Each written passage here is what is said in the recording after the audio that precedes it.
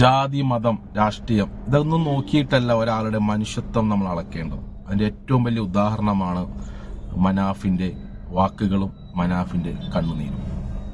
അങ്ങനെ ഗംഗാവലിപ്പുഴയിലിടാ ഉദ്ദേശിച്ചിട്ടില്ല അവനെ.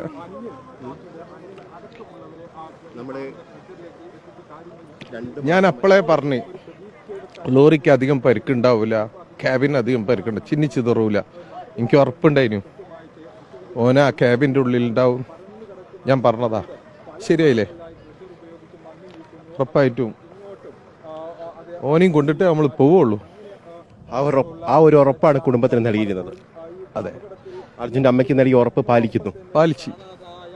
ഞാൻ അവിടെ എത്തിക്കൂ. കഴിഞ്ഞ 2 മാസം വലിയ ത്യാഗം സഹിക്കേണ്ടി വന്നു. തീർച്ചയായിട്ടും. കാരണം ഈ തെരച്ചിൽ വീണ്ടും വീണ്ടും പുനരാരംഭിക്കുന്നതിന് വേണ്ടി മുട്ടാത്ത വാതിലുകളില്ല. ഒരു സാധാരണക്കാരനെ കൊണ്ട് എത്ര കഴിയും അതിന്റെ പരമാവധി നമ്മൾ ചെയ്തു. ഒരു ഡ്രൈവറെ കണ്ടെത്തുന്നതിന് എന്തിനു നിങ്ങൾ ഇത്രയേറെ മുന്നോട്ട് ഇങ്ങനെ സമ്മർദ്ദം ചെലുത്തണം എന്നുള്ള ചോദ്യങ്ങൾ പോലും പലവട്ടം നേരിടേണ്ടി വന്നു. സോഷ്യൽ മീഡിയയിൽ തെറ്റായ പ്രചാരണങ്ങൾ നടന്നു. പക്ഷെ അതിനൊക്കെ അതിജീവിച്ചുകൊണ്ടാണ് ഇപ്പോൾ ഈ ഘട്ടത്തിലെത്തിയിരിക്കുന്നത്.